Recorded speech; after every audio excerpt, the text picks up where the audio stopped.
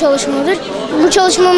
Bu çalışmayı yapmamızın amacı yemek içmek değildir, Gazze'ye yardım göndermektir.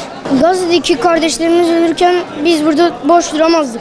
Mehmet Akif Ersoy İmam Hatip Ortaokulu ve Lisesi olarak bu çalışma bizim için önemlidir. İsrail'in kullandığı fosfor bombaları çok tehlikeli bombalardır. Nükleer bombalar atom bombaları kadar güçlüdür. Fosfor bombaları havada patlatılıp ateşleri ve parçalanmış halleri yere saçılır. Bu parçalar 1200 bin santigrat dereceye kadar ulaşmıştır. Ve bu da dünyanın en tehlikeli bombalarından biridir. Ve savaşlarda yasaklanmıştır. Birleşmiş Milletler'in maddelerine göre yasaklıdır. Allah Teala müminler kardeştir ayetini buyurmuştur. Mehmet Akif Ersoy Okulu'nda bir kermes düzenledik. Kermesimizde velilerimiz ve öğretmenlerimizin katkısı bulundu. Baktık devlet yöneticileri gibi tembel olamayız. Okulumuzda bir kermes düzenlemeye başladık. Diğer okulların kermes düzenlediği için biz de duramaz olduk. Biz de kermesimizi düzenledik. Allah herkesten razı olsun.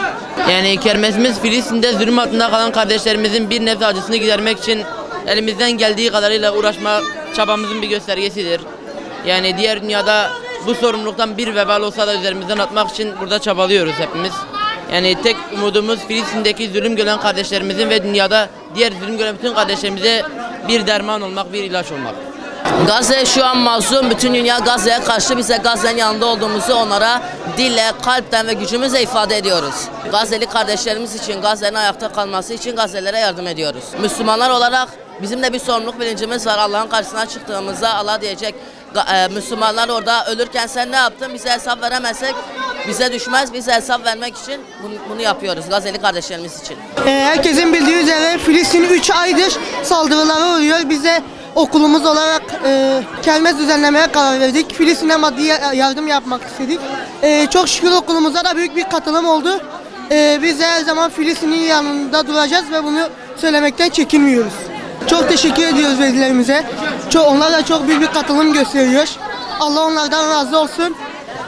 Filistin kurtuluşa erene kadar bize çabamızı göstereceğiz inşallah. Hem sesimizle hem maddi yardımlarımızla Filistin'in yanında olacağız.